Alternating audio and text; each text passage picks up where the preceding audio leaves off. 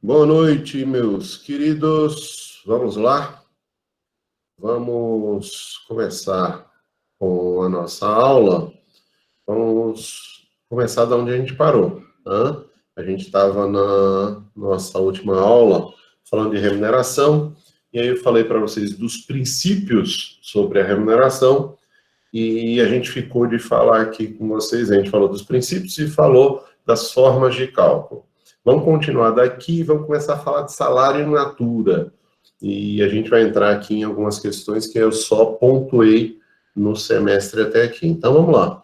Indo para o material do ponto onde a gente parou, eu queria tratar ainda nesse slide com vocês sobre dois assuntos. O primeiro deles, data de pagamento. Já falei isso várias vezes, inclusive aqui já nessa segunda unidade, mas olha a gente repetir. Quando a gente vai falar sobre data de pagamento, o pagamento do salário, ele vai se dar até o 5º dia útil do mês subsequente ao mês trabalhado. 5º dia útil do mês subsequente ao mês trabalhado não é dia 5. Tem muita gente que, por equívoco, fala, até o dia 5. Não, é até o 5º dia útil do mês subsequente. 5º dia útil do mês subsequente, por exemplo, agora, no mês passado, nesse mês, melhor dizendo, em que a sexta-feira, dia 1º, era 1º de maio, dia do trabalhador, era feriado. Então, qual foi o primeiro dia útil que a gente teve? Só no dia 4, segunda-feira. Então, 4, 5, 6, 7, 8. Então, vejam, não é dia 5, é até o 5º dia útil. E se a gente for pensar de carnaval aqui no meio, bota que vai para o dia 11 ou dia 12, talvez, dependendo se o começo do mês tiver no começo do carnaval, a gente vai ter aí um prolongamento um pouco maior. Quais são os cuidados que eu quero que vocês tenham aqui? Primeiro esse, mas tem algumas outras questões que eu quero que vocês vejam, e que a gente já falou algumas delas, outras não. A segunda questão que eu quero que vocês vejam e eu já falei isso várias vezes, todo trabalhador vai sempre receber salário. Salário sempre vai ser pago. Então, para quem recebe salário por produção que a gente está vendo aqui, e se a comissão for percentagem, por exemplo, 10%, 10% de 100 mil dá 10 mil, 10% de 50 mil dá 5 mil, mais 10% de zero dá 1.045. E 10% de 1.000 dá 1.045. E 10% de 2.000 dá 1.045. Por quê? Porque lembrem, salário, quando ele é variável, o trabalhador ele sempre vai receber, no mínimo, o salário mínimo. Isso é uma garantia do artigo 7º da Constituição Federal e que a gente vai estar vendo aqui. Então, eu vou pagar até o 5º dia útil, sempre eu vou pagar salário, sempre vai ser pago. Mas acontece, às vezes, quando a gente fala de salário por produção, em que o trabalhador vai receber comissão, vai receber percentagem, a depender se as vendas são feitas num outro estado ou para o exterior, o pagamento da comissão pode se dar em até 90 dias. Que confusão vocês poderiam ter na hora da prova, na hora dos estudos, ou na hora do dia a dia, na hora de trabalhar? Vocês podiam pensar, a comissão é para pagar em 90 dias, então se eu não vender nada nesse meio tempo, eu não recebo salário. Recebo. Ou recebo comissões pretéritas, porque eu posso ter feito outras vendas interestaduais ou internacionais, ou eu posso, eventualmente, ter o quê? Não tenho nenhuma comissão para receber, mas vou receber salário mínimo. Então, mensalmente, eu tenho que receber meu salário. O período máximo para se pagar o salário do trabalhador é mensalmente. Qual é a data? Até o 5º dia útil do mês subsequente ao mês trabalhado. Mas as comissões podem ser pagas em períodos superiores a um mês. Então, uma venda que eu fiz local, dentro do próprio município, dentro do próprio estado, o pagamento da comissão é dentro do mês. Mas interestadual ou internacional, esse pagamento da comissão poderá, não deverá, poderá se dar em até 90 dias. Vocês vão ver isso por quê? Existem alguns casos, em especial em representação comercial, que o vendedor, quando ele vai realizar uma venda, Essas vendas, o patrão dele, se for um representante comercial autônomo, pode receber essa comissão em até 120 dias, se for uma venda internacional. Se for uma venda nacional interestadual, até 90 dias. E se for uma venda intermunicipal, em 60 dias. Então, o que a gente está falando aqui? Eu vou pagar as dentro do município e as intermunicipais em 30 dias. As interestaduais e as internacionais, eu vou pagar em até 90 dias. Quando o patrão, às vezes, só vai receber em até 120 dias. Então, eu vou estender o pagamento da comissão, mas não significa dizer que o trabalhador fica sem receber nada. Aqueles períodos que ele não tem nada para receber, ele recebe salário mínimo. Então, a gente já tinha falado isso com vocês. Vai chegar um momento aqui de um outro slide, não sei se ainda na aula de hoje, acho que só amanhã que a gente chegaria nesse ponto, mas só para já ilustrar aqui, e aí quando chegar lá eu vou dizer, olha, já falei. Tá? Então, a gente vai tratar sobre isso. Mas um dos pontos que eu quero que vocês vejam aqui, quando a gente vai falar de data e de pagamento, é o valor que você vai pagar e sobre qual moeda você vai pagar. Por quê? Vocês estudaram isso comigo em Direito das Obrigações, e eu em contratos, e eu falei lá para vocês, e vale no Direito das Obrigações, nos contratos, em qualquer relação contratual, isso é teoria geral das obrigações, que os negócios feitos no Brasil e pagos no Brasil devem ser pagos, quitados em moeda corrente do país.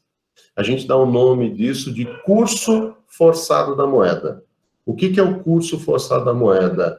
Obrigatoriamente, no Brasil, todos os pagamentos devem ser feitos em real. Os contratos podem ser feitos em real e outra moeda quando a lei assim autorizar. E apenas as propostas são livres para serem feitas em qualquer moeda. E aí eu posso usar como indexador. O Brasil, ele proíbe os indexadores a não ser os casos que a lei estabelece. Por exemplo, a Constituição Federal proíbe o uso de indexador até com salário mínimo. Eu não poderia nunca dizer, o professor da UNIT vai receber 3 salários mínimos, 6 salários mínimos, 10 salários mínimos como professor. A Constituição proíbe isso. Por quê? Porque isso gera inflação. E aí, a gente não pode estar utilizando qualquer instrumento de indexação. As moedas estrangeiras eu não posso usar como indexação, a não ser quando a lei assim estabelece. Nem o salário mínimo pode ser usado como indexação. Isso tem um efeito, essa interferência na economia, que faz com que a CLT, aí falando de CLT, ela diga que pagamento feito em outra moeda que não seja a moeda corrente do país, o pagamento é inexistente.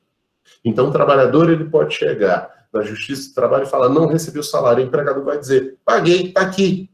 Aí no recibo está escrito, paguei em dólar, em euro, em libra. Vocês vão dizer, pô, isso é exagero do legislador. O legislador está exagerando.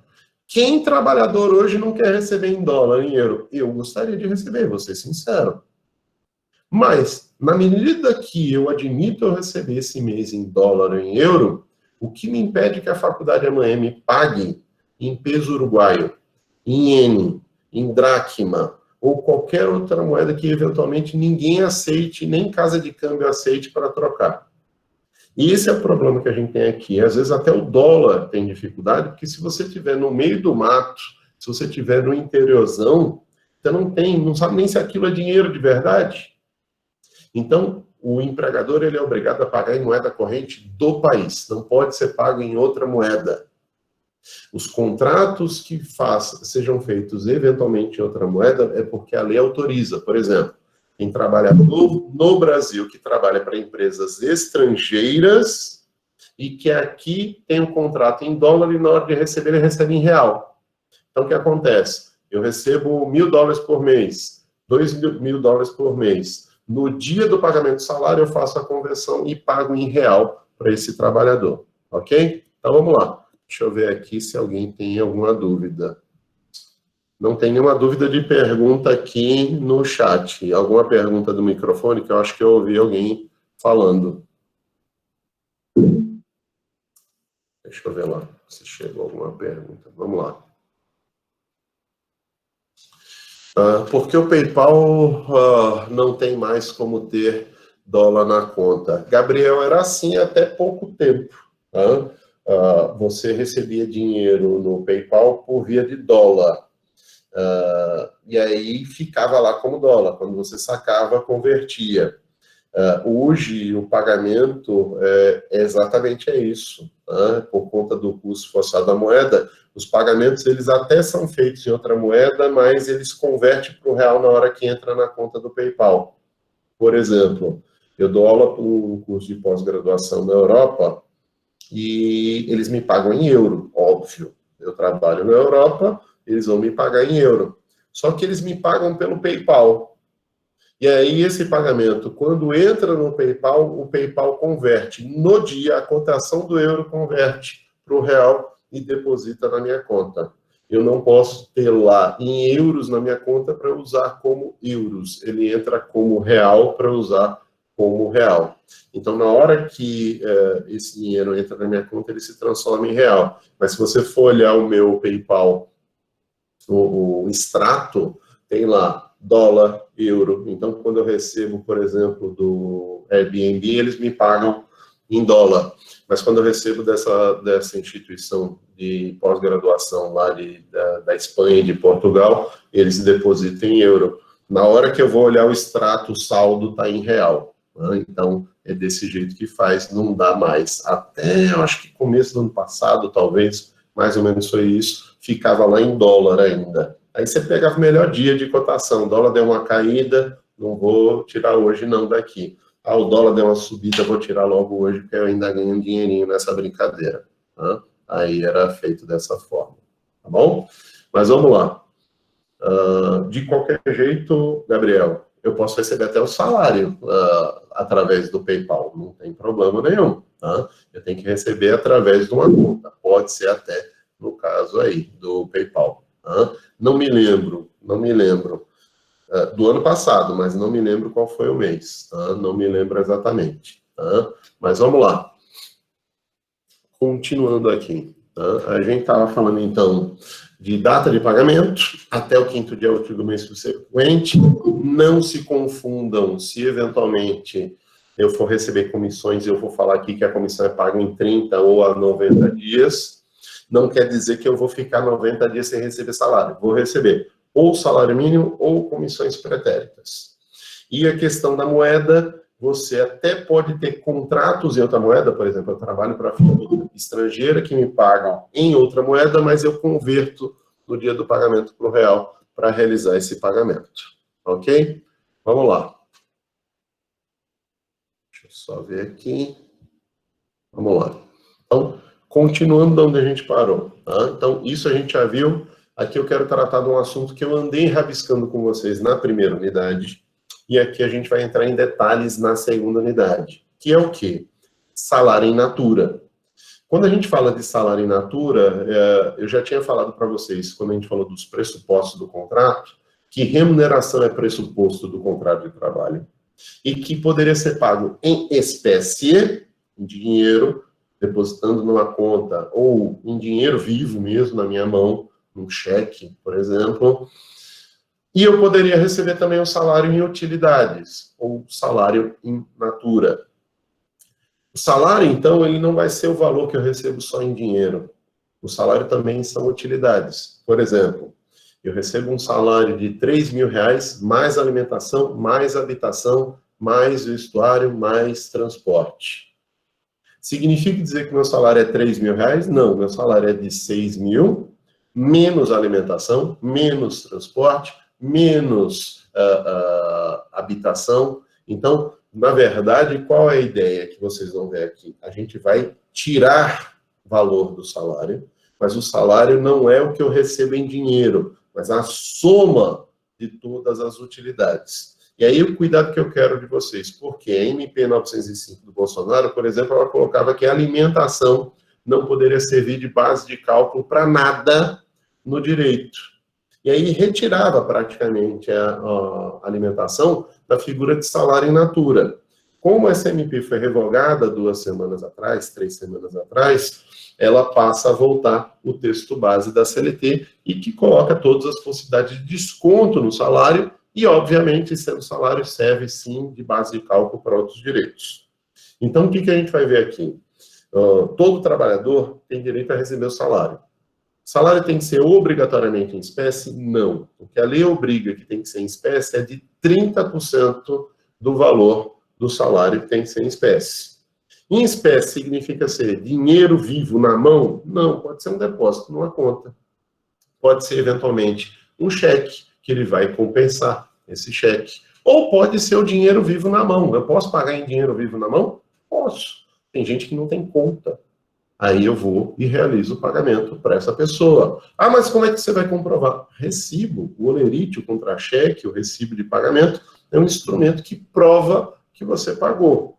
Então, a gente vai fazer esse pagamento, que pode ser em espécie, totalmente, ou parcialmente em espécie. Não pode ser totalmente in natura, mas pode ser parte natura, parte espécie. Totalmente em espécie, mas não totalmente in natura. 30% pelo menos da remuneração tem que ser feito em espécie. Então, a gente vai ver isso aqui. Vou até pular para voltar depois para outro slide. Aqui vocês vão ver essa OJ do TST, né? E vão ver o artigo 458, parágrafo 5º, tratando desse assunto. Então, a OJ diz o quê? Essa orientação jurisprudencial, número 18 do TST, diz: desconto autorizado no salário pelo trabalhador, limitação máxima, 70% do salário base. Os descontos efetuados com base em cláusula de acordo firmado entre as partes não poderão ser superiores a 70% do salário base percebido pelo empregado, pois deve-se assegurar um mínimo de salário em espécie pelo trabalhador. Isso é o quê? É a liberdade que o trabalhador tem de gastar o salário como ele quer. O empregador não pode interferir nisso, porque se ele interferir é trabalho escravo. Uma das definições que a gente tem utilizado cada vez mais para trabalho escravo é o trabalhador não ter liberdade de gastar o salário como ele quer. E aí o artigo 458, parágrafo 5º, diz o quê? O valor relativo à assistência prestado de serviço médico, odontológico, próprio ou não, inclusive o reembolso de despesas com medicamento, óculos, aparelhos ortopédicos, próteses, órteses, despesas médicos hospitalares e outras similares, mesmo quando concedido em diferente modalidade de plano de cobertura, não integram salário de empregado para qualquer efeito, nem salário de contribuição. O que significa? Não entra nessa categoria desses 30% que a gente vai ter aqui, e nem dos 70%.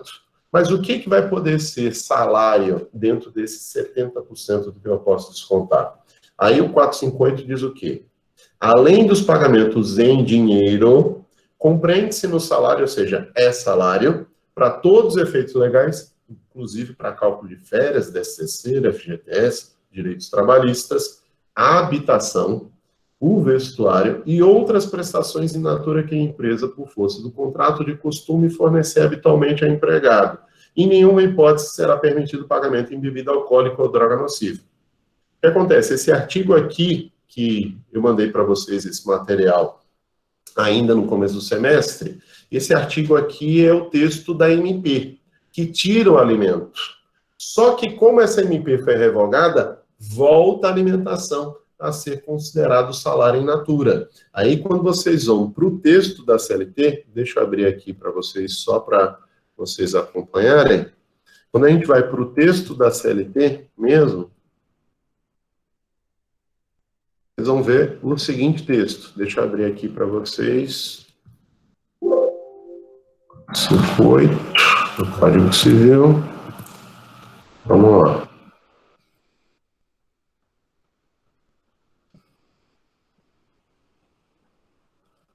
Deixa eu retirar aqui a apresentação e colocar de novo, só que agora aqui na CLT mesmo. Tá? Então vamos lá. O artigo 458 que vocês viram é do texto da MP 905. Essa MP foi revogada agora em 2020 pela 955, porque ela ia caducar.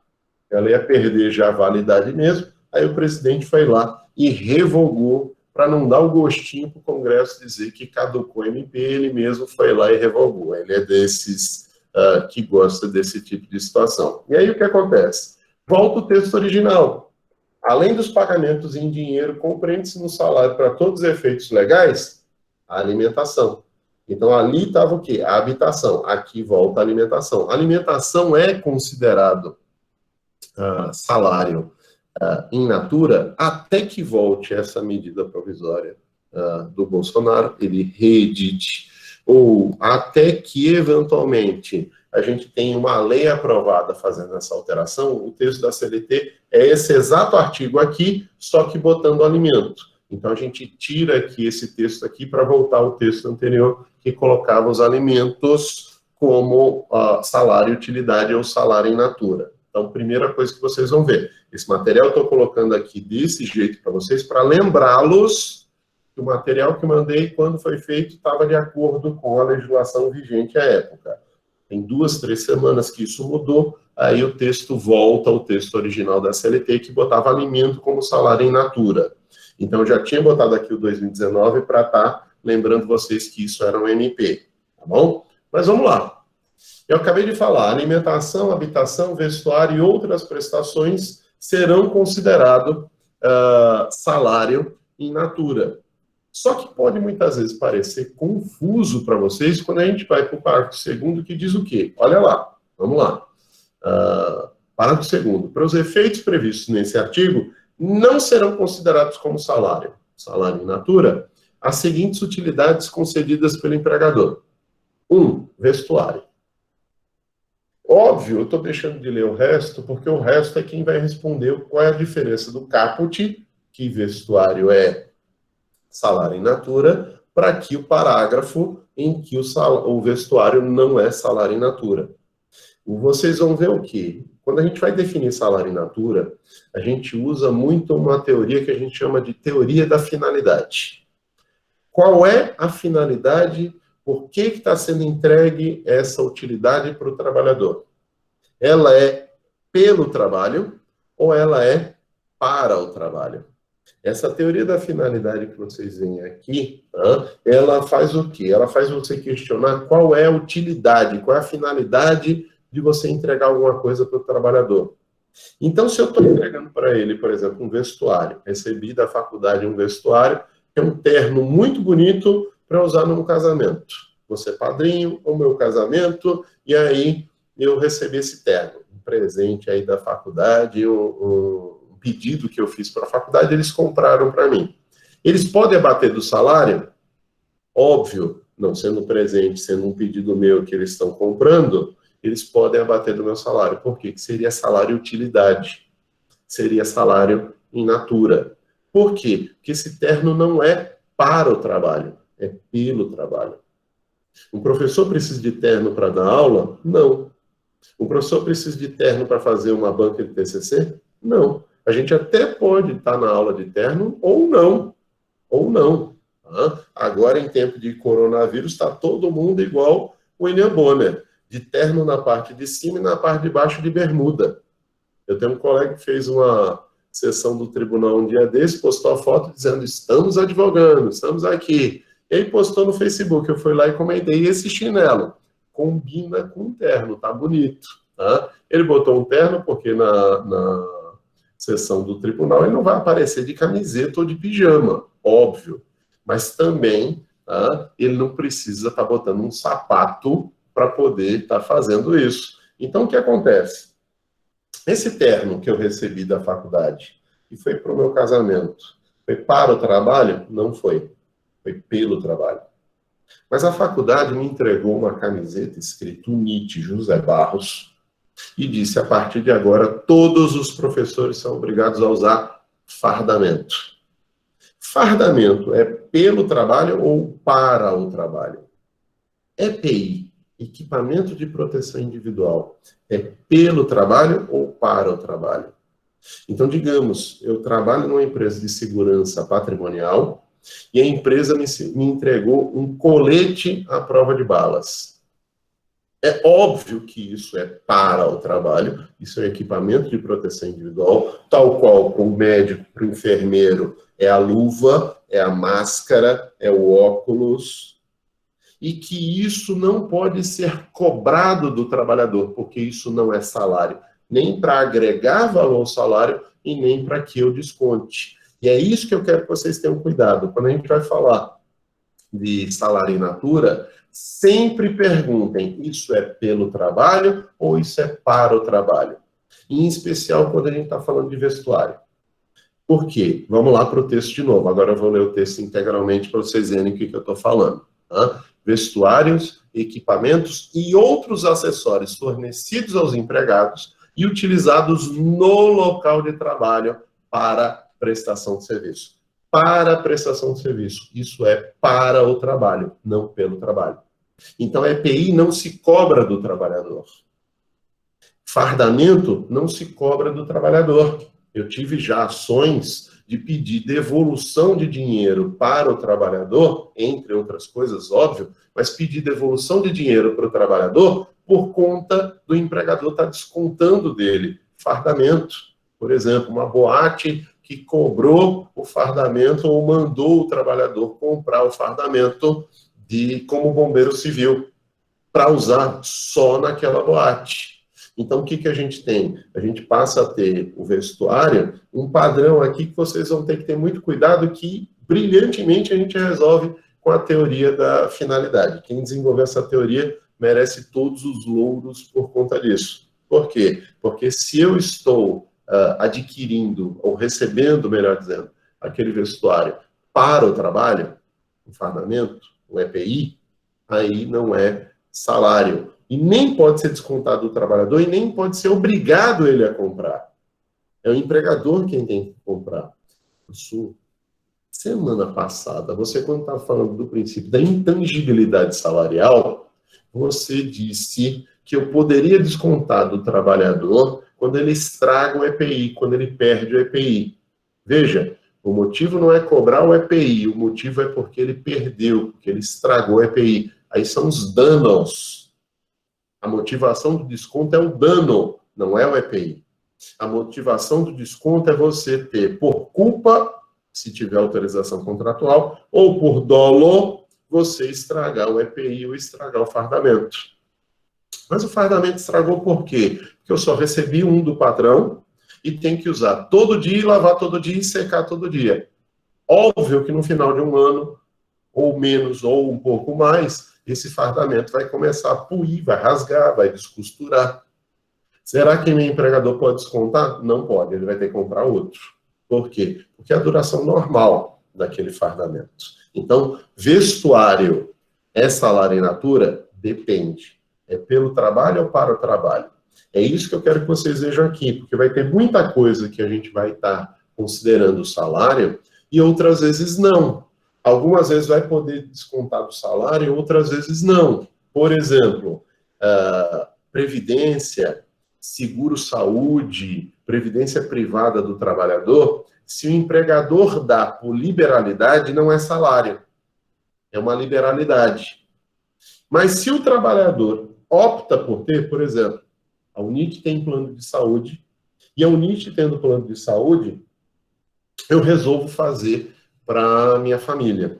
E aí eu faço esse plano de saúde para minha família, junto da UNIT, mas por opção minha. E se eu não quisesse? E se eu tivesse num outro emprego?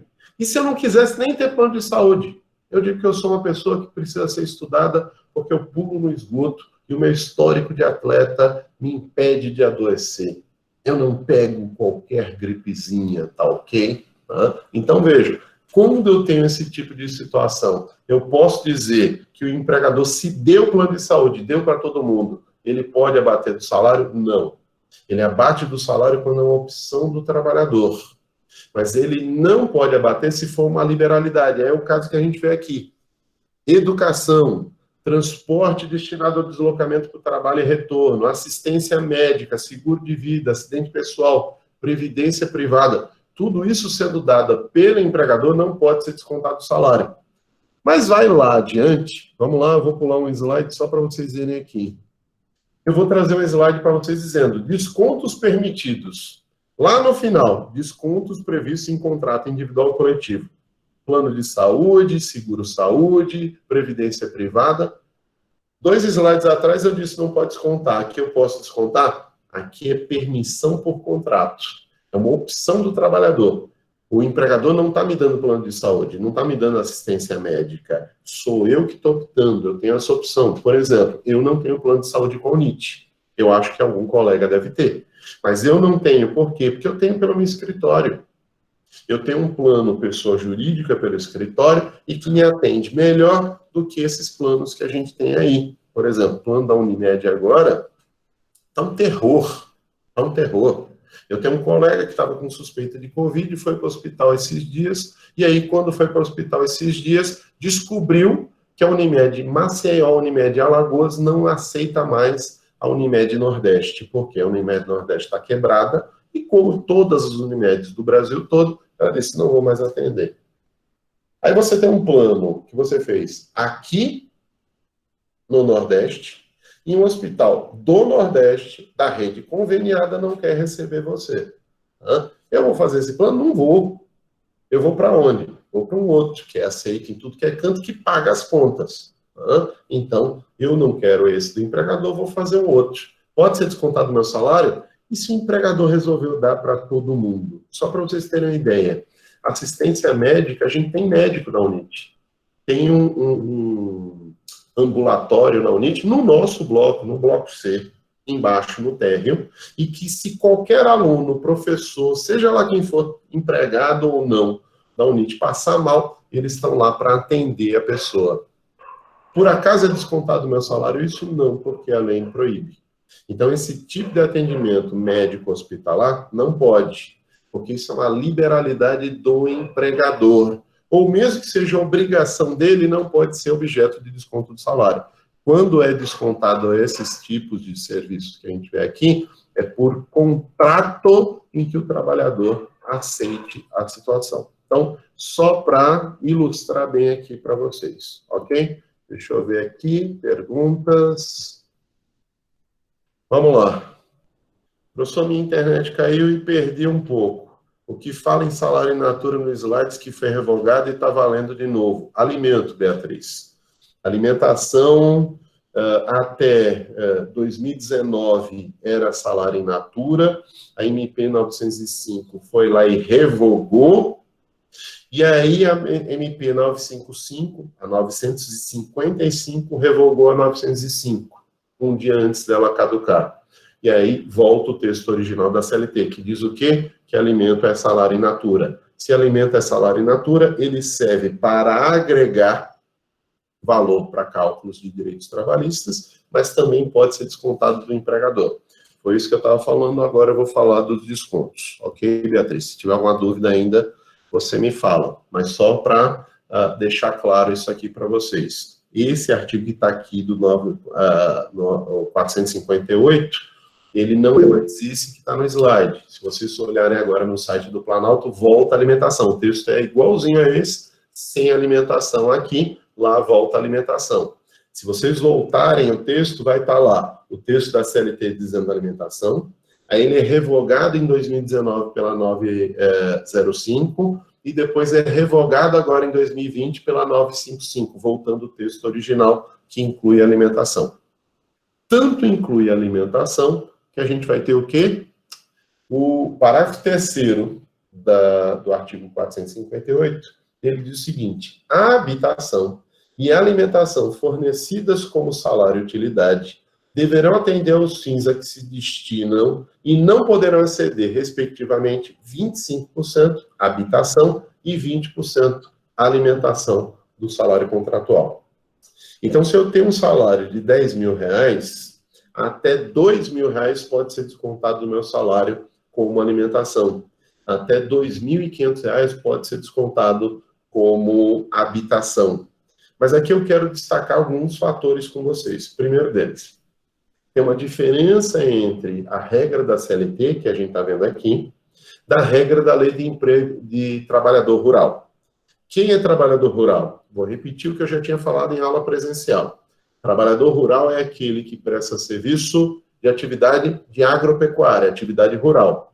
Não é o trabalhador que trabalha na zona rural. Por exemplo, eu tenho uma fábrica de eletrônicos na zona rural. E eu tenho uma fazenda no meio da cidade, do centro urbano. Essa fazenda é trabalho rural. E essa fábrica de eletrônicos no meio do mato, no meio da zona rural, é trabalho urbano. Então, é a atividade que eu exerço que me define como rurícola ou como trabalhador urbano.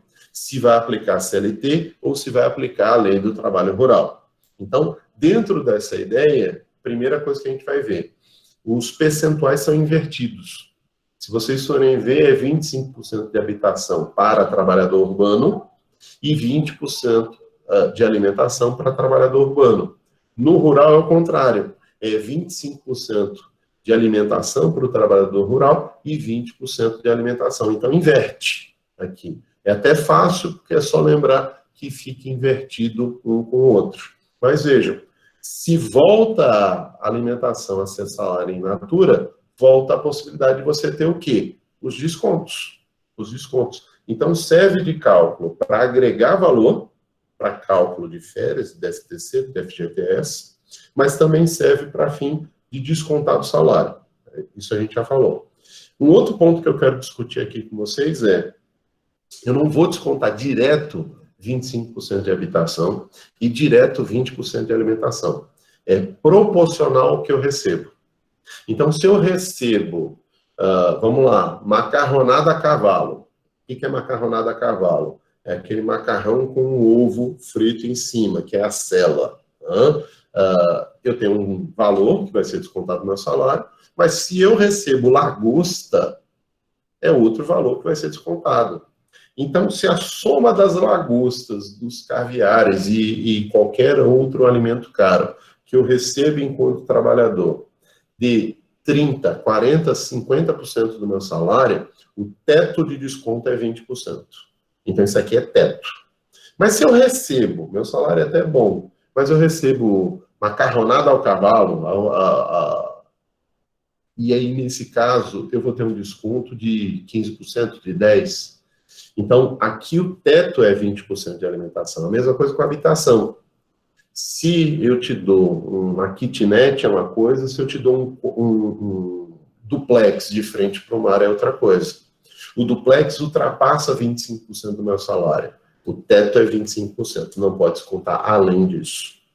Mas se o que eu recebo de imóvel é um imóvel barato e que o desconto vai ficar abaixo de 25%, não é para descontar 25%, é até, não pode exceder.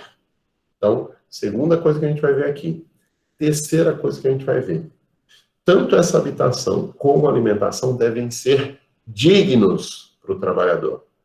Gente, não é alimentação entregar água de torneira e pão amanhecido.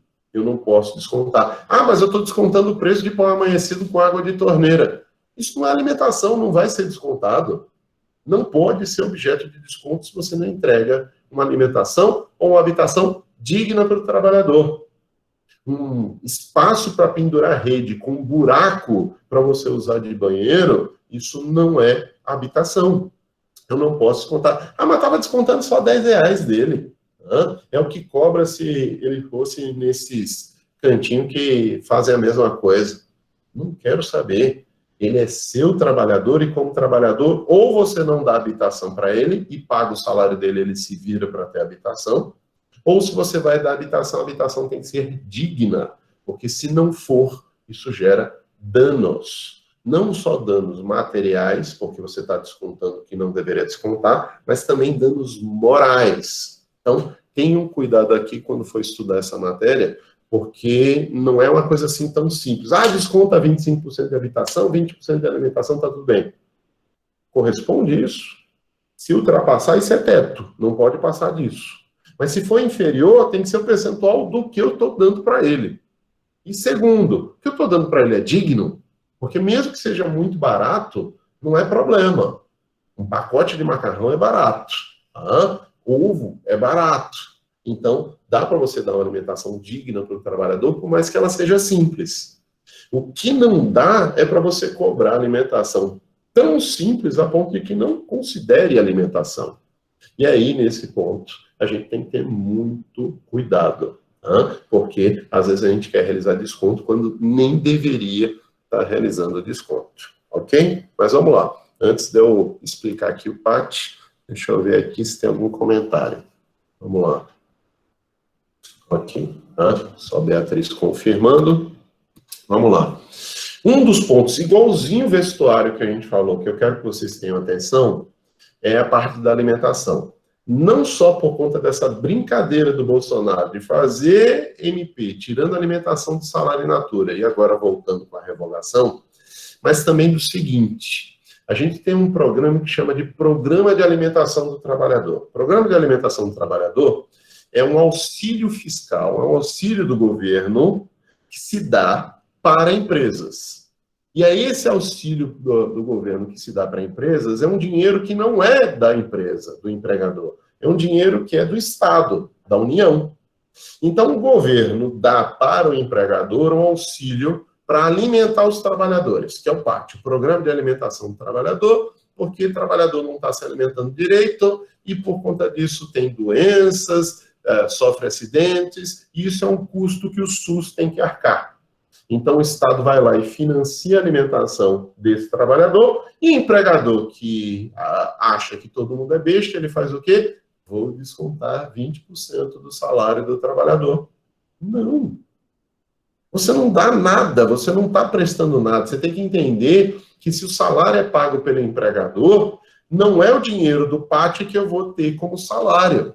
Então, só é salário in natura se essa alimentação sair do bolso do empregador. Porque se sair do bolso do Estado, através de auxílios fiscais, de incentivos governamentais, eu não vou poder fazer isso. Então, tenham cuidado, porque a gente tem o PAT e outras figuras aí que, eventualmente, são prestadas pelo Estado, e se são prestadas pelo Estado, eu não posso considerar que isso é salário. Por exemplo, transporte.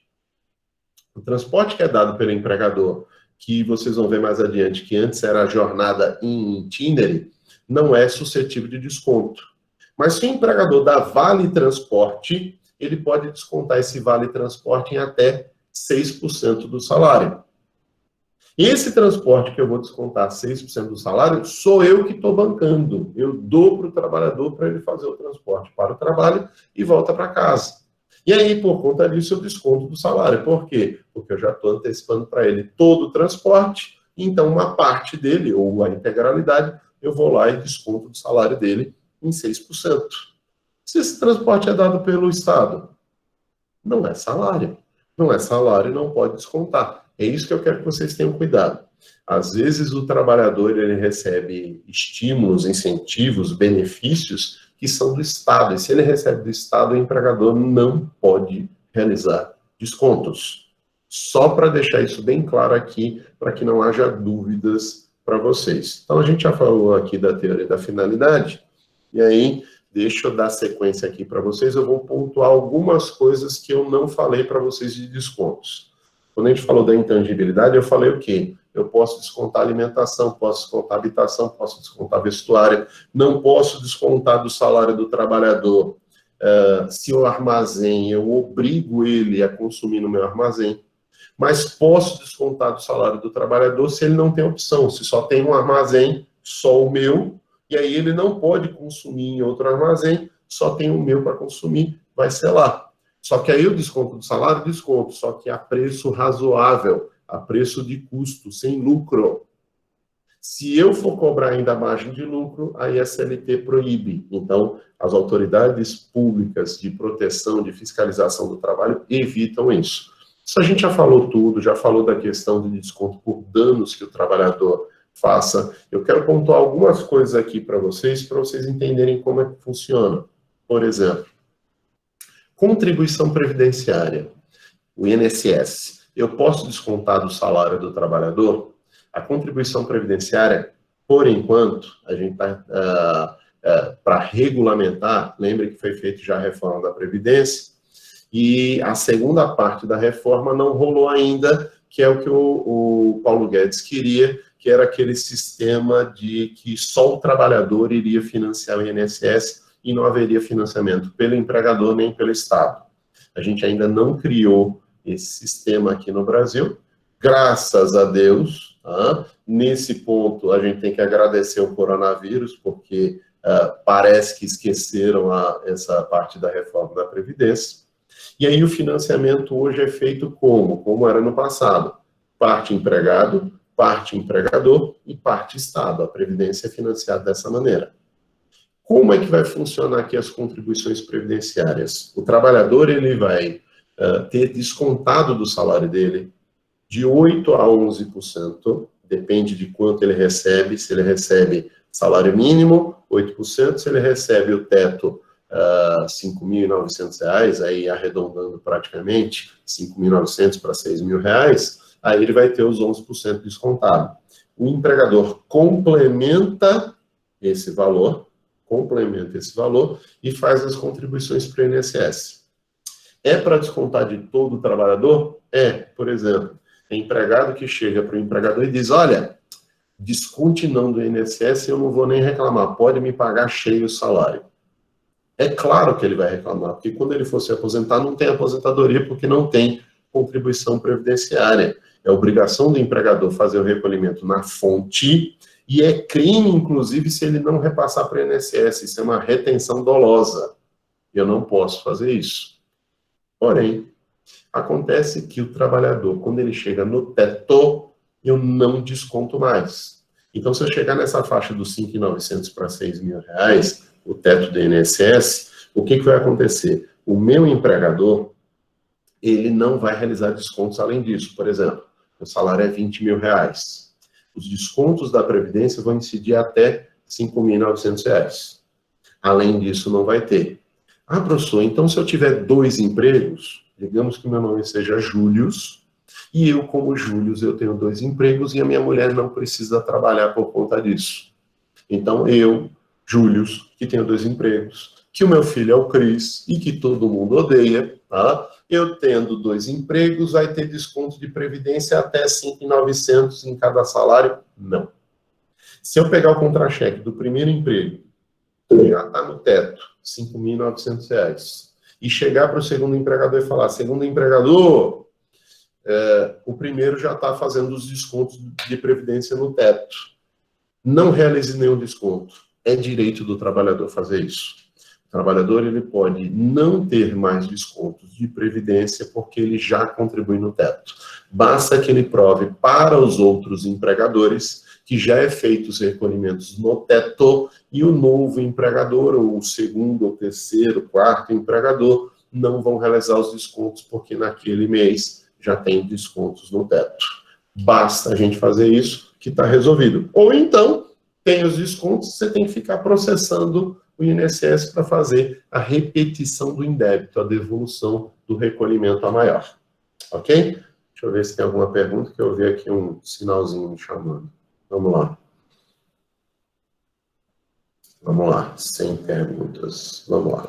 Então, continuando. Então, eu tenho as contribuições previdenciárias aqui, né, que elas vão funcionar diferente do imposto de renda. Por quê? Contribuição previdenciária, se você ganha salário mínimo ou se você ganha um mega salário, sempre vai ser feito. Só que vai ter um senão que, quando bate no teto a contribuição, dali em diante não se faz mais contribuição, porque você já está no mesmo regime, já chegou no teto e a gente não contribui mais. Então, como a minha aposentadoria eu vou receber no teto, então eu vou ter também a contribuição até o teto. E a gente vai respeitar isso. Imposto de renda é diferente. Por quê? Porque você tem, ao contrário, uma faixa de isenção, ou seja, quem recebe menos é isento, e quem vai chegando cada vez maior vai recebendo, vai descontando mais. O que acontece é que essas faixas também não são tão justas assim, de desconto de imposto de renda na fonte. Por quê? Imposto de renda, mesmo que você tenha 2, 3, 4 empregos, vai ser descontado de 2, 3 ou 4 empregos. Só não vai ser descontado se, por exemplo, eu ganho salário mínimo no primeiro emprego, no segundo e no terceiro. Os 3 empregadores não sabem que eu tenho tanto emprego, ou mesmo que saibam, não tem obrigação de descontar. Só que na hora de eu declarar imposto de renda, eu vou ter que recolher depois. Então, o desconto que a gente tem aqui é um desconto na fonte com base no que está sendo pago por aquele empregador. Esquece o que os outros pagam. Esquece o que os outros estão pagando. Se eu estou numa faixa para receber e ter desconto de 10%, ou estou numa faixa de isenção, não vai ter desconto ou vai ter só de 10%. Mas se no segundo emprego eu estou na faixa de 27,5%, ele vai abater 27,5% e vai recolher para o governo isso. Aí, qual o meu problema enquanto empregado? Depois, quando chegar na declaração do imposto de renda, até o fim de abril, esse ano até o final de junho, a gente vai ter o quê? Eu vou ter que declarar todos os empregos, e aí o cálculo vai dizer, eita, esse foi 27,5, mas esse era para ser 27,5, foi 10, esse foi isento. Eu vou recalcular em cima desses que você pagou a menor para contribuir agora a mais. Pode acontecer. Então, pode ser descontado do salário previdência, sempre vai ser descontado, só não vai se você já chegou no teto. Pode descontar imposto de renda? Depende. Você está na faixa de isenção? Não. Mas está acima, aí há um escalonamento. E até esse escalonamento é mais complicado. Veja, você chega numa faixa que começa 10, depois tem 12, depois tem 15, depois tem... E aí vai aumentando.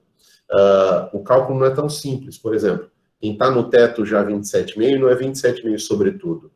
Até tanto, está isento de tanto a tanto vai ser 10, e assim vai crescendo o percentual. Esse cálculo é bem complicado, não é simples. Por isso que, normalmente, hoje, graças a Deus, tudo é feito em máquina, no computador, e simplifica a vida. Então, contribuição previdenciária eu não tinha falado, estamos explicando aqui. Imposto de renda não tinha falado, estamos explicando aqui. E a gente vai ter algumas coisas que eu já falei. Por exemplo, pensão alimentícia pode ser descontado do salário de duas formas.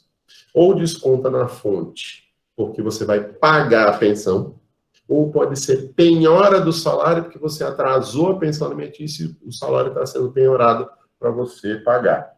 Então, pode ser uma discussão aqui na pensão quanto à tangibilidade ou quanto à penhora do salário. Tanto um quanto o outro pode acontecer. Pode acontecer. Ah, professor, tem percentuais máximos ou mínimos de desconto? Não. Isso vai muito no que você já viu no semestre passado em Direito de Família, que é a questão de necessidade e possibilidade. Necessidade do alimentado e possibilidade do alimentante. Isso vocês já viram lá em Direito de Família. Mas eu posso descontar pena penal pecuniária, multa criminal, custas judiciais, sistema financeiro da habitação, ou seja, parcelas do sistema para aquisição da casa própria, para financiamento de aquisição e construção da casa própria, pode ser descontado o salário. Vale transporte a gente também já falou, os danos a gente também já falou, e esses casos de baixa eu já falei. O que eu não falei? Contribuição sindical. Muita gente costuma dizer, e eu acho que até alguns de vocês ainda dizem isso, que a reforma trabalhista de 2017 acabou com os sindicatos e acabou com contribuição sindical. Isso não é verdade, é uma mentira. Vamos explicar. As contribuições sindicais eram, até novembro de 2017, de duas formas. Contribuições compulsórias e contribuições voluntárias. O que era contribuição compulsória? Uma coisa que, bem antigamente, a gente chamava de imposto sindical. E que a gente fez a correção, por quê? Porque não era imposto. Tributariamente falando, imposto é um valor que é recolhido para o Estado gasta como ele quiser. As contribuições, não, elas têm uma rubrica, têm uma destinação específica. Então, por exemplo, o IPMF, o Imposto Provisório de Movimentação Financeira, ele foi alterado para virar CPMF. Por quê? Porque esse dinheiro ia para a saúde. Então, era CPMF. A mesma coisa aqui, não era imposto, como o dinheiro ia para o sindicato, tinha que ser contribuição. Então, era uma contribuição compulsória, em que, regra geral, um dia de trabalho por ano de qualquer trabalhador, sindicalizado ou não, seria recolhido do salário desse trabalhador compulsoriamente e repartido entre as organizações sindicais. A reforma acaba com isso. Eu particularmente concordo, tem gente que discorda, mas não vamos entrar nessa discussão, esse é assunto de trabalho 2, em que as contribuições deixam de ser compulsórias e voluntárias e passam a ser só voluntárias. E aí é que eu digo, sindicato não acabou. Por quê? Se o sindicato tem contribuições voluntárias, o trabalhador que seja sindicalizado vai contribuir, e até aquele que não é sindicalizado, se quiser, contribui também. E aí, dentro dessa ideia, quanto melhor é o serviço do sindicato, mais contribuição ele recebe. O problema é que tem sindicato que só serve para homologar acordo e fazer negociação coletiva. Ponto. O sindicato não é só para isso. O sindicato é para chegar no ambiente de trabalho e fiscalizar. Está tudo certo. Está sendo feito alguma coisa de errado? Fale com a gente que a gente está aqui para ajudar você. O sindicato faz cursos, faz treinamento, o sindicato faz assistência médica, odontológica para o trabalhador. Só que a gente não está acostumado com sindicato de verdade. Isso é sindicato de verdade. Eu já advoguei e advogo para sindicato. Sindicato sério faz isso. Agora, outros não. É um imóvelzinho e a pessoa só fica lá sentada esperando para fazer acordo coletivo ou homologação de rescisão de contrato. Isso não é papel do sindicato. Gente, eu cheguei conversando com um colega que é juiz a descobrir que na época da reforma o sindicato entrou com ação e quando o juiz pediu a lista dos associados, o sindicato disse, não, a gente não tem nenhum associado. Ou seja, é uma associação sindical que não tem associado. Por isso que eu digo para vocês, eu particularmente sou contra a contribuição compulsória. Eu sou defensor de uma coisa que até a OIT e o Lula mesmo era uma das pessoas que defendia isso. Que era o quê? Pluralidade sindical. Liberdade de criar quantos sindicatos você quiser e o trabalhador, satisfeito com o serviço do sindicato, se associa e paga a contribuição. Ponto. Até acho justo uma das coisas que os sindicatos reclamaram depois da reforma. Se o sindicato só pode receber contribuição voluntária, então eu só vou prestar serviço para quem é associado. Quem não for associado, eu não presto serviço. Tudo bem? Tudo bem. Quem acha que é interessante ser associado, se associa. Quem não achar interessante porque acha que o serviço não presta, não vai se associar. E contribui se for associado. Então não é para acabar com o sindicato, muitíssimo pelo contrário, é para reforçar, para que eles tenham legitimidade para fazer um serviço correto. Então as contribuições que a gente vê aqui são contribuições sindicais voluntárias. O que seria isso? Sou sindicalizado, um percentual do meu salário é recolhido. Não sou sindicalizado, eu ainda posso contribuir se eu quiser. Eu posso autorizar, de patrão, desconte do meu salário todo mês, ou periodicamente, de tempo em tempo, desconte X do meu salário, porque eu sou a favor dessa contribuição sindical. Pode ser feito isso. Pode ser feito isso. Ok? Então, só a título de ilustração aqui para vocês, para a gente tratar desse assunto. Eu não sei se eu consigo terminar o assunto aqui, mas eu vou tentar falar de salário mínimo e até falar de qualquer outro ponto depois. Mas eu queria falar hoje com vocês de salário mínimo e pegar esses 40 minutinhos que a gente tem para terminar a aula tratando do assunto. Óbvio, como a gente vai fazer chamada, eu vou tentar falar aqui numa meia hora. Tá? E esse é um assunto que é muito importante porque é um assunto que ele se desdobra em vários níveis. Um deles a gente já falou aqui. Qual é um dos assuntos que a gente já falou aqui? Falou hoje e já falou em várias outras aulas. Trabalhador que ganhe por produção, ganhe comissão, ganhe percentagem, por exemplo.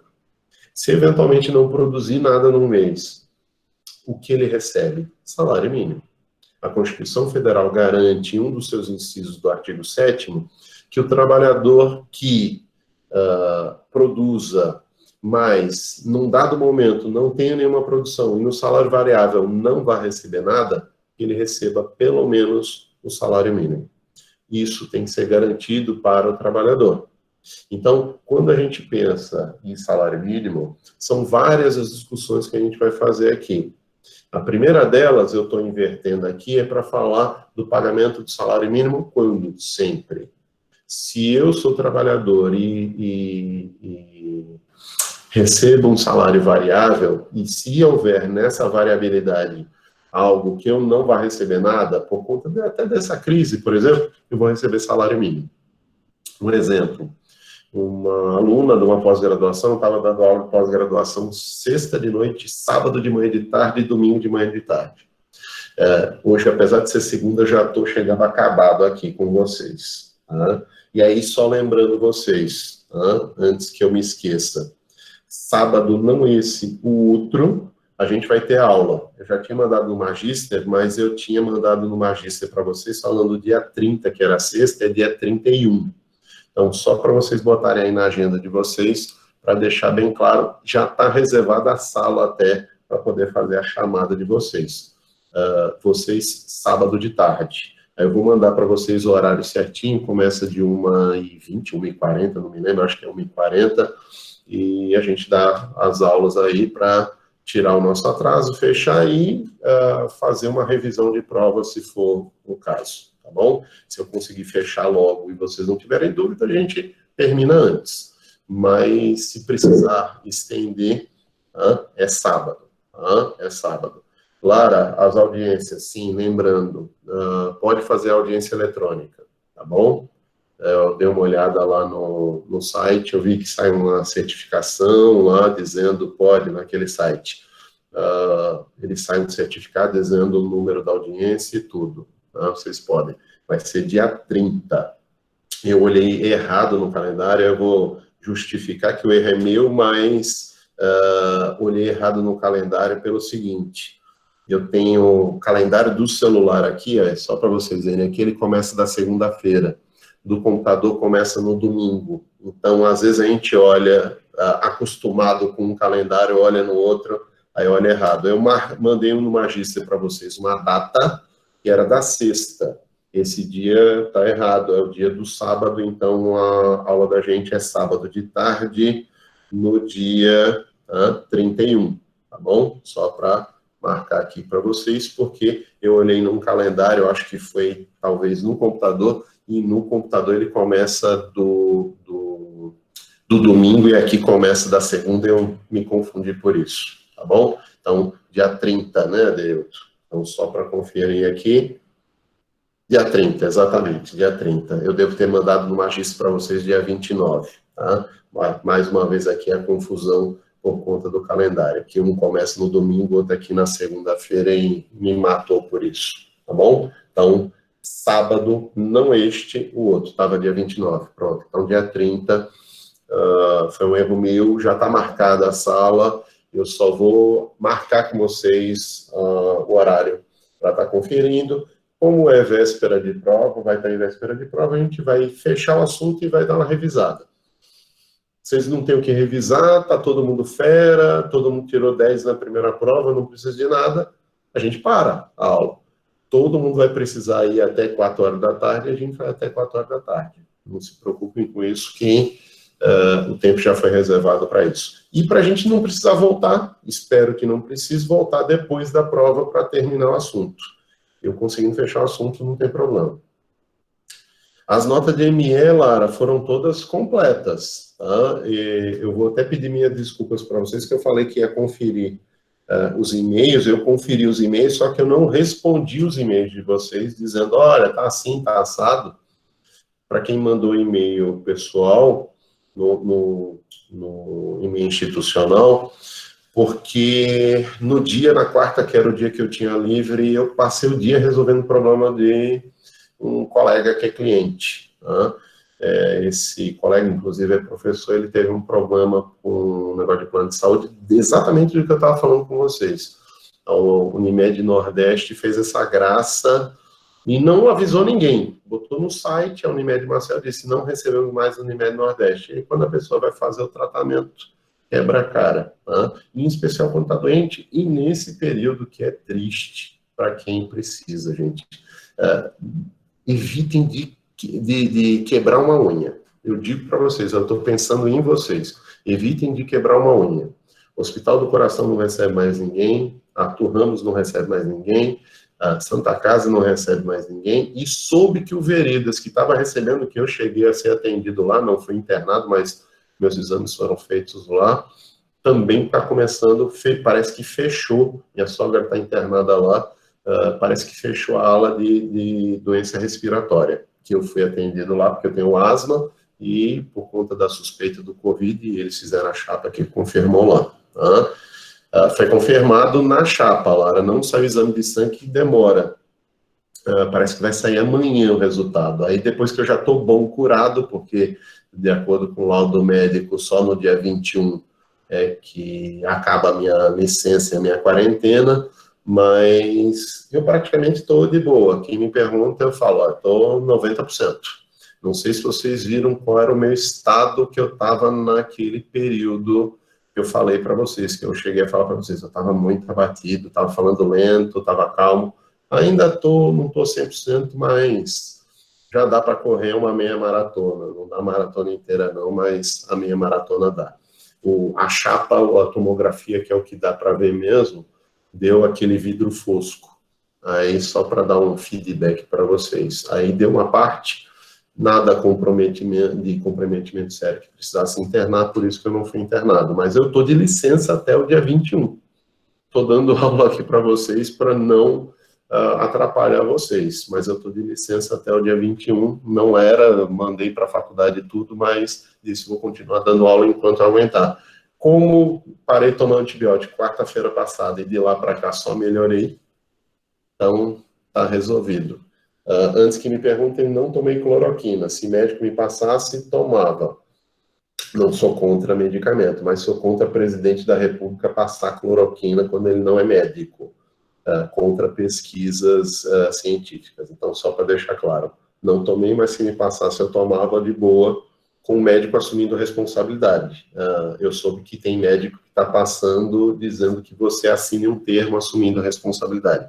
Não é correto isso. Tá? Não sei se vocês viram um absurdo agora, o Bolsonaro editou uma medida provisória 966, que diz que as autoridades públicas não têm nenhuma responsabilidade com o Covid-19.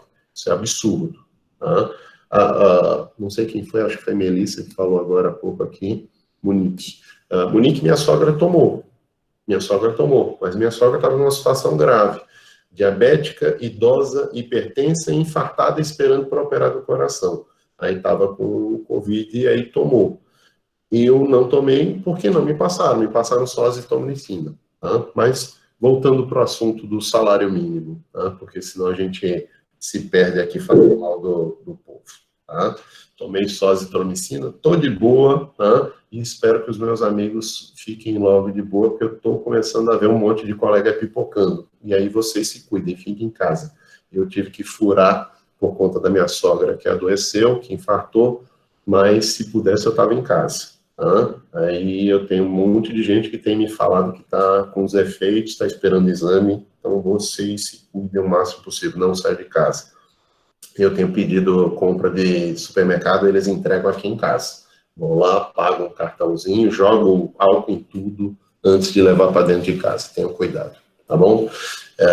O que eu senti não é para qualquer um, não. É para derrubar a pessoa. E olha que eu tenho histórico de atleta e já pulei no esgoto. Mas vamos lá. Quando a gente vai falar de salário mínimo, a gente está falando da questão aí da variação do salário, mas é importante vocês verem um outro assunto. Tá? Tem 3 pontos que eu quero tratar com vocês de salário mínimo. E aí a Constituição, a exceção de um deles, ela é descumprida o tempo todo e com aval do Supremo Tribunal Federal. Vocês sabem que desculpa a expressão que eu vou usar aqui, ultimamente eu tenho andado muito puto com o Supremo Tribunal Federal. Não é de agora, ultimamente, agora, esse período. É ultimamente já há alguns anos que o Supremo tem rasgado a Constituição, salvo raras e louváveis exceções de alguns ministros. E o salário mínimo é um exemplo disso. Aí a gente vai começar a mostrar aqui para vocês. Então, primeiro, vamos lá, Constituição Federal, artigo 7º, inciso 4. Eu vou falar de forma pausada aqui para vocês, porque vocês vão ver que são várias informações aqui. É direito de todo trabalhador urbano e rural, salário mínimo, fixado em lei, nacionalmente unificado. Então, fixado em lei é uma coisa que a gente vai abordar, nacionalmente unificado é outra coisa que a gente vai abordar. Terceiro ponto que a gente vai abordar, capaz de atender às suas necessidades vitais básicas e de sua família. Ou seja, o que seria o mínimo existencial, não só para uma pessoa, mas para uma família. R$ 1.045 tem que corresponder ao quê? Moradia, alimentação, educação, saúde, lazer, vestuário, higiene, transporte e previdência social. Aí, um outro ponto que a gente vai ter, esse é o único que é cumprido aqui, na Constituição Federal, com reajustes periódicos que lhe preservem poder aquisitivo. Isso é a única coisa que a gente cumpre, sendo vedada a sua vinculação para qualquer fim. Mais um outro ponto que a gente descumpre. Então, vejam, e isso normalmente aqui e acolá com o aval do Supremo Tribunal Federal. Vamos por partes, como diria Jack o Estripador. Salário mínimo fixado em lei. Gente, até mais ou menos finzinho do governo do Lula, para o começo do governo da Dilma, salário no Brasil era fixado em lei. Todo ano era uma confusão no Congresso Nacional, porque era uma briga do Executivo com o Legislativo para poder ter a fixação do salário mínimo. Por quê? Quem é oposição quer aumentar, quem é situação quer manter ou diminuir. Então, o que acontecia? Era briga atrás de briga o ano todo. A gente chega a um momento, por exemplo, tão drástico para a nossa sociedade, que chega a ter um parlamentar, o Tiririca, que vota em 2 valores de salário mínimo. E aí eu falo, ele queria a média. Como não tinha uma proposta para o valor médio entre uma proposta e outra, ele disse só a favor dos 2. Óbvio, eu estou brincando aqui com uma coisa séria, mas ele votou a favor dos 2 porque ele errou. Era um não e outro sim, e ele votou sim para os 2. E aí aparece lá no painel. Mas tem que ser criado em lei, por pior que seja o nosso Congresso Nacional, tem que ser criado em lei? Sim, é o que diz a Constituição. O que aconteceu no fim do governo do Lula para o começo do governo da Dilma? Lula, já escaldado com toda essa situação, ele disse, minha amiga, não vou deixar isso acontecer com você. O que o Congresso na época fez? Aprovou uma lei, aí é o fundamento do Supremo, eu acho errado, mas é isso, em que se fixou os parâmetros para o Executivo, por decreto, determinar o valor do salário mínimo. Gente, tanto é o Executivo que fixa o salário mínimo, não é lei, é um decreto que fixa, que vocês devem se lembrar que no começo agora de 2020, o Bolsonaro fixou em R$ 1.039 e uma semana depois ele disse, não, houve erro de cálculo, é R$ 1.045. Até essa lei, do finzinho do governo do Lula para o começo da Dilma, a gente não tinha esse tipo de problema. Por quê? Porque o Congresso ia lá, brigava, definia o que era. Gente, se o Legislativo é o maior representante do povo, ele optou, a Assembleia Constituinte originária optou por dizer tem que ser definido em lei, tem que ser definido em lei e não em decreto. Infelizmente, o Supremo disse o quê? Não, olha, o Executivo define por decreto, mas com base em critérios que o Legislativo colocou na lei. Isso é para a gente não perder tempo discutindo depois. E dá onde? Dá no que dá. Do Executivo dizer é 1.039 e depois 1.045. É o quê? 1.039 ou 1.045? Não era definido em lei? Não eram critérios da lei? Mas ele errou o cálculo na hora do critério da lei. Gente, critério da lei é política. Não é critério de o que aumenta ou o que diminui a economia. Por quê? Quem é situação, quem é executivo, sempre quer botar o salário mínimo para baixo. Por quê? Porque previdência é paga com salário mínimo, e a maioria dos trabalhadores que recebem salário mínimo são servidores públicos, não são da iniciativa privada. Iniciativa privada tem muita gente, sim, que recebe salário mínimo, mas a maioria na iniciativa privada recebe um pouco a mais do que o salário mínimo. Então, fixado em lei é por isso, porque quem está sentindo, ou pelo menos quem melhor representa o povo, é o Congresso. E deveria ser todo ano com briga, sim, porque isso é democracia. Isso é o que a Assembleia Constituinte original queria. Infelizmente, o Supremo diz o quê? Não, está certo. Fixar em decreto está certo, mas porque é critério baseado em lei. O Supremo pronto disse, está tudo certo isso. Então, primeira piada que a gente vai ter aqui. Segunda piada que a gente vai ter. Nacionalmente unificado. Nacionalmente unificado, será que o salário mínimo é nacionalmente unificado? Vejam, eu acho que a Assembleia Constituinte acertou na intenção aqui, quando criou um sistema de salário mínimo nacional. Por quê? Se vocês forem ler a CLT, em vários momentos ela diz o maior salário mínimo do país, o maior salário mínimo. Por que o legislador fala isso? Porque antigamente o salário mínimo era regional. E eu tinha um salário mínimo nacional, que era base. As regiões não poderiam botar abaixo disso, mas acima disso poderia. A Constituição Federal, até para que o país seja uno, uma coisa só, e não haja distinção de valores sociais, de valores humanos. O índice de desenvolvimento humano do país tem que ser o mesmo para todo o país. E não São Paulo ter uma qualidade de vida e o Amazonas ter outra qualidade de vida. Então, dentro disso, a intenção de ter um salário mínimo nacionalmente unificado foi muito boa. Só que os estados ricos, que poderiam pagar maior, começaram a nivelar por baixo, porque se o salário mínimo é nacionalmente unificado, se eu nivelar por cima na economia de São Paulo, eu quebro a economia de Alagoas, quebro a economia do Amapá e assim por diante. Então a gente nivela o salário mínimo por baixo e arrasta para baixo os outros estados que poderiam estar pagando a maior. O que esses estados começaram a fazer? Uma figura que eles chamam de piso salarial, mas que a gente, na prática, e eu acho particularmente que isso é salário mínimo mesmo, que a gente começou a chamar de salário mínimo regional. Então, enquanto o governo federal é 1.045, São Paulo, não sei quanto é que é, mas vamos lá botar aqui, R$1.100. Então, a minha empregada doméstica em São Paulo, ela ganha 1.100, e a minha empregada doméstica em Maceió ganha R$1.045. Por que essa disparidade? Porque lá eles fixaram um piso, que na verdade, se vocês forem procurar na imprensa, sempre se fala o salário mínimo de São Paulo, o salário mínimo do Paraná, o salário mínimo do Rio Grande do Sul, o salário mínimo do Rio de Janeiro. Então a gente tem 4 estados em que se fixa um piso e nenhum trabalhador naquele estado pode receber abaixo desse piso.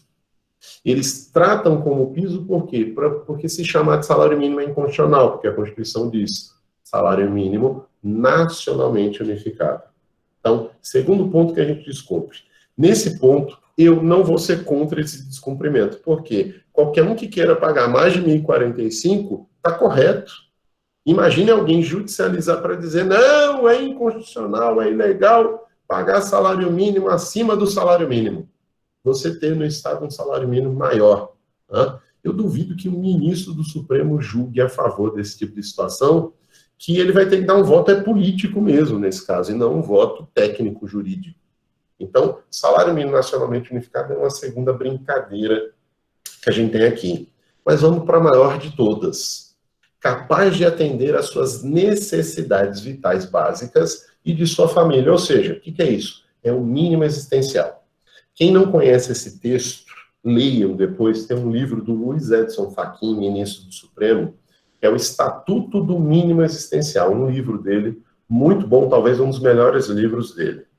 E entre vários assuntos que ele fala de bem de família, eu tenho um artigo, um capítulo de livro em que eu trato, na mesma ideia dele, que bem de família não é bem de família, na verdade é patrimônio mínimo existencial. Aí eu sigo essa linha de raciocínio, porque não é a família que protege a impenhorabilidade, é a dignidade da pessoa humana. Mas, voltando ao que interessa aqui, o mínimo existencial seria o quê? É o mínimo para você ter uma vida plena e não para você ter sobrevida. R$1.045 é valor para você sobreviver. Sobrevida não é a intenção da Constituição. Tanto que a nossa Constituição tem a intenção que a gente tenha a vida plena, pelo menos no papel, e é isso que eu vou falar aqui, é que tem uma proposta de emenda constitucional, não sei se vocês já ouviram falar sobre isso, do Cristóvão Buarque, que foi senador, hoje perdeu a eleição, não é político de nenhum cargo, mas Cristóvão Buarque tem uma PEC que é a PEC da felicidade, que seria colocar a felicidade como um direito fundamental. O que seria a PEC da felicidade? É um direito que todo mundo vai ter a Bolsa Felicidade, que é um direito de ter acesso a stand-up comedy. Não tem nada a ver com isso. Direito à felicidade é o direito que ele queria colocar no texto da Constituição, de que vida não é sobrevida, vida é plena, é cheia. E o que seria uma vida cheia? É você ter um salário que, de fato, corresponda não para uma pessoa, mas para a família, ou uma média de tamanho de família, óbvio, com moradia, alimentação, educação, saúde, lazer, vestuário, higiene, transporte e previdência social.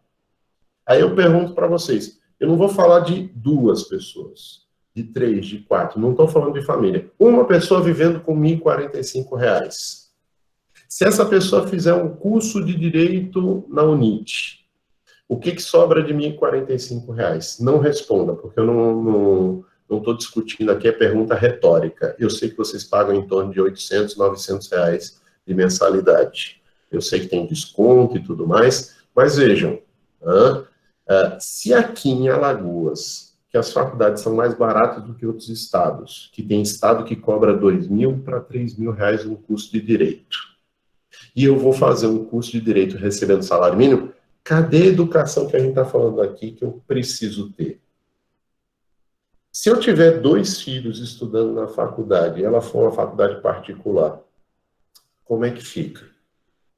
Então, esse salário, ou o salário está errado ou estão cobrando demais. Eu vou dizer para vocês, não estão cobrando demais. Se vocês forem ver o padrão em outros estados de curso de direito, é bem menos do que se cobra em Alagoas. O que acontece é que o salário mínimo é baixo demais. Economistas fazendo cálculos de média do país, não é levando em conta o padrão de vida de São Paulo, do Rio de Janeiro, que são cidades e estados caros. Mas economistas fazendo um cálculo, o salário mínimo para corresponder a moradia, alimentação, educação, saúde, lazer, vestuário, higiene, transporte e previdência social, tem que ser na faixa de 3 a 4 mil reais. Aí vem uma questão. A gente faz texto de Constituição para ser descumprida. O Canotilho, Joaquim José Canotilho, se eu não me engano, Canotilho, JJ Canotilho, que é, para mim, o maior constitucionalista do mundo. Ele escreve em português, porque ele é português de Portugal, mas a gente pode usar aqui no Brasil os livros dele que caem como uma luva para o nosso direito. Tanto é que ele vem muito aqui para o Brasil. Aqui para Alagoas mesmo ele já veio 2 vezes. O TJ convidou uma vez, a UFAL convidou outra, eu tive a oportunidade de conhecê-lo e encontrar com ele nas 2 oportunidades. Teve uma que a gente levou para o mestrado da UFAL. Ele foi dar aula para os alunos da UFAL do mestrado, a gente conseguiu carregar. Eu era o diretor na época e a gente conseguiu isso. Óbvio, também com dinheiro da UNIT, que deu uma ajudada nisso, porque o TJ e a UNIT deram essa financiada e a gente trouxe para cá, e um monte de gente foi lá para o TJ para assistir palestra dele, vários alunos da UNIT foram também. Canotilho tem uma classificação da Constituição que ele fala de Constituição de caráter programático. O que é Constituição de caráter programático? Dependendo do sistema constitucional que a gente trate, alguns povos, na hora de cumprir a Constituição, eles exigem o cumprimento da Constituição. Por quê? Constituição, eles não admitem que o texto da Constituição diga algo que não seja execuível, que não seja executável, que eu não possa cumprir. Por exemplo, os povos germânicos. Os alemães, por exemplo, se o texto da Constituição diz A, eles fazem cumprir o A. Aqui no Brasil, o texto da Constituição diz A, a gente fala, isso é um programa. Mas é um programa e a nossa Constituição ela é jovem, ela é muito jovem, ela só tem 32 anos, ou seja, mais idade, mais tempo de vida do que todo mundo aqui em sala de aula, tem só 1 ano a mais do que eu. E aí, o que acontece? A nossa Constituição já tem 33 e a gente ainda chama isso de caráter programático. Isso é um programa para o futuro, que um dia vamos alcançar, quando a sociedade evoluir. Gente, o Brasil sempre vai ser desse jeito, o país adormecido, e que quando acorda, por exemplo, me lembro da época acho que foi no governo do Lula, o Johnny Walker fez uma propaganda, era o gigante acordou, porque a economia do Brasil estava estourando. Veio a estabilidade econômica do Fernando Henrique, e aí soma dessa estabilidade econômica com o crescimento econômico do mundo todo, que aí o governo do Lula surfou nesse ponto. O que acontece? Aí fizeram a propaganda. O gigante acordou. Era uma propaganda linda. Vocês botaram no Google, vocês vão adorar. Parece o Corcovado, eu acho, o Pão de Açúcar, que é o gigante, a perna, ele levanta, sai andando, aí fala, o gigante acordou. Por quê? Porque se fala isso do Brasil desde a época da ditadura militar. O Brasil é um gigante adormecido, é o celeiro da humanidade. A gente fala isso do Brasil há muito tempo. O que disseram no fim do governo do Lula, quando começaram as crises por conta de uma série de problemas, além de crises econômicas internacionais, as nossas crises internas que a gente sempre tem aqui no Brasil? O que começou? Disseram, olha, o gigante era adormecido e ele acordou, mas acordou, foi no banheiro, deu uma mijada e voltou para dormir. Essa que é a realidade. A gente fica fazendo norma de caráter programático, como diz Andreas Krell, que é um professor da UFAL, aí pelo nome dá para perceber que ele é alemão, as constituições de povos latinos são constituições que são feitas para serem bonitas. O texto é romântico. A constituição de um povo anglo-saxão, a constituição de um povo germânico é feita para ser cumprida. Botou na Constituição, eu cumpro. Então, se a Constituição americana diz que é direito do cidadão americano portar arma, eles fazem executar esse direito, direito de porte de arma. Se a Constituição alemã diz não é para portar arma, não admitimos nazismo, eles vão fazer executar isso. Não tem aí meio direito, não. Não tem norma programática. Aqui no povo latino, a gente faz Constituição romântica, que é uma coisa para ser bonita. E é isso, gente, olha, coisa mais linda. Salário mínimo para a pessoa e para a família corresponde à moradia. R$ 1.045 pagando aluguel. Alimentação, pagando a feira da semana, do mês. Educação, botando o menino na escola. Professor, mas educação aqui, quem recebe salário mínimo é educação pública. E o livro é de graça, o Estado dá. Então, vamos lá. Saúde. Saúde, mesmo que eu vá para o SUS e que eu consiga sobreviver no SUS e que às vezes o serviço do SUS é de qualidade, às vezes de qualidade tão boa quanto o particular, se a gente for ver que alguns particulares não são tão bons assim, eu ainda tenho que pagar medicamento, ainda tenho que fazer exame e tudo mais, que às vezes não dá para fazer na rede. Lazer. Gente, alguém já foi no cinema para gastar menos de R$ 15? Imagine uma família de 3, 4 pessoas e que vai no cinema em horário de meio ingresso, meia entrada, e que ainda consegue, nesse dia, que é meia entrada para todo mundo, comprar uma pipoquinha. Eu duvido que essa pessoa gaste menos de R$ 50 para a família ter esse um dia de lazer, essas 2 horinhas. Não, a gente vai para a praia. Vamos levar o nosso frango, uma farofinha, mistura lá na areia o frango com a farofa, vai comendo, e a gente vai ouvir um sambão na praia. Ainda vai gastar, gente, porque você tem transporte e tudo mais. Então, começa a somar isso tudo e vê se dá R$ 1.045. E eu estou dizendo para uma pessoa, não dá. Imagine para a família, é uma média de R$ 3.000. Outro lado da moeda. Se eu pagar esse valor de R$ 3.000, será que os empregadores vão aguentar esse rojão? O que eles vão fazer? Não vão repassar para o preço do consumidor? Então, será que se eu passar o salário mínimo para 3.000 e o professor não vai ganhar salário mínimo, vai ganhar 2, 3 salários, e ele vai ter aumento de salário, será que a faculdade não vai ter que aumentar a mensalidade? Será que não vai ter aumento do custo de vida geral para todo mundo? E isso não gera um círculo vicioso? Então, vejam, existem N argumentos que a gente utiliza aqui. Não só de que o poder aquisitivo dos 1.045 não dá para isso, mas porque talvez o Brasil não tenha economia para aguentar esse rojão. E quando eu digo Brasil, não são as empresas, porque elas repassam para o consumidor. É o Estado. Será que se o salário mínimo fosse de 3.000, os servidores que ganham salário mínimo passando para 3.000, a folha de pagamento ia aguentar? Piorando, o INSS, que a gente já fala que está quebrado com 1.045, será que pagando 3.000 o INSS aguentava? Tudo isso tem que ser discutido na hora de a gente avaliar isso aqui. Não é uma coisa tão simples assim. Não entra só uma análise só de jurídico, mas entra uma análise aqui também política, econômica, social. A gente tem que ver isso. Mas vamos lá. Deixa eu ver aqui.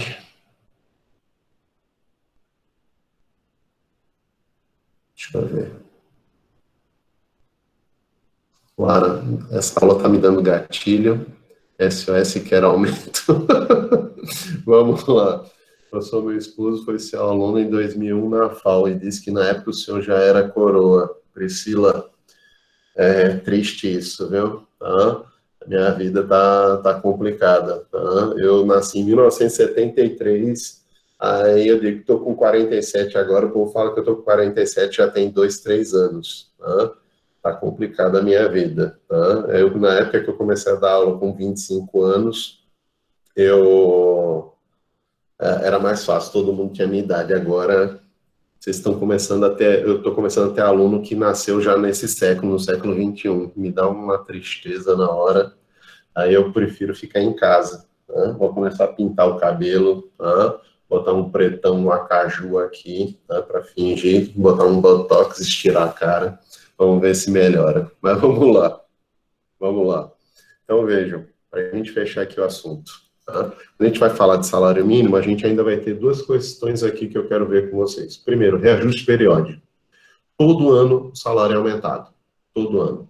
Reajuste para manter o poder aquisitivo. Vamos dar a César o que é de César. Vocês me ouvem falar muito mal do PT, apesar de eu ter votado no primeira gestão do Lula, ter votado nele. O PT, no governo do Lula e da Dilma, deram aumentos efetivos no salário mínimo. Não foi só reajuste. A obrigação que a Constituição coloca é reajuste, não é aumento. O PT deu aumento, os outros só reajustaram.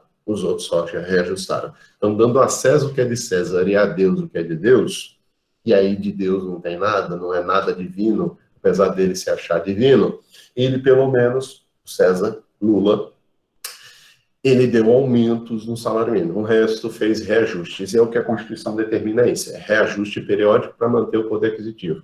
A gente faz, sim. Hoje é janeiro, mas já foi fevereiro, já foi março, já foi abril, mas todo ano a gente faz esses reajustes. Agora está uma coisa bem mais fácil. Sempre janeiro, 1º de janeiro, a gente já sabe que tem aumento. Antes era discutido por lei, agora vem essa figura do decreto baseado em critérios legais. E, por fim, aí, vedada a sua vinculação para qualquer fim. O que é vinculação para qualquer fim? Aqui seria uma situação que seria a proibição de usar o salário mínimo como indexador.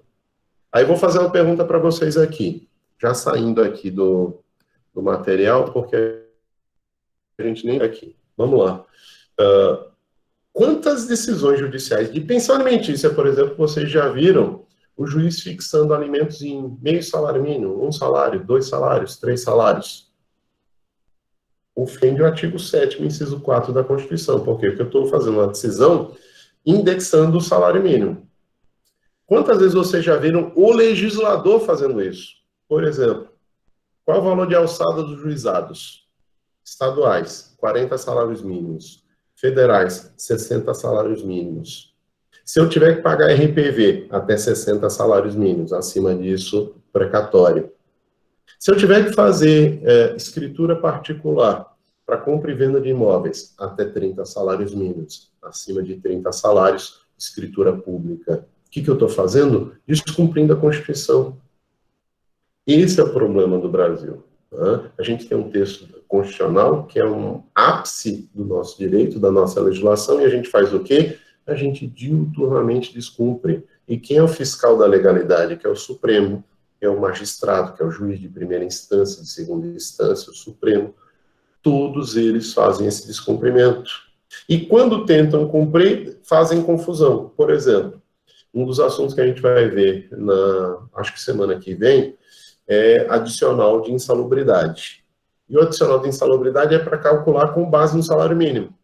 Fizeram uma ação no Supremo para que o Supremo dissesse, não pode. O Supremo disse, não pode. O TST disse o quê? Então, se não é salário mínimo, é salário contratual. A gente criou tanta confusão que o Supremo suspendeu, junto com o TST, suspendeu a súmula vinculante. Então, a gente tem uma súmula vinculante que não vincula. Uma decisão do Supremo que é com base na Constituição e que ele mesmo determina, não é para aplicar até que o Congresso regule. O Congresso vai regular quando? Nunca.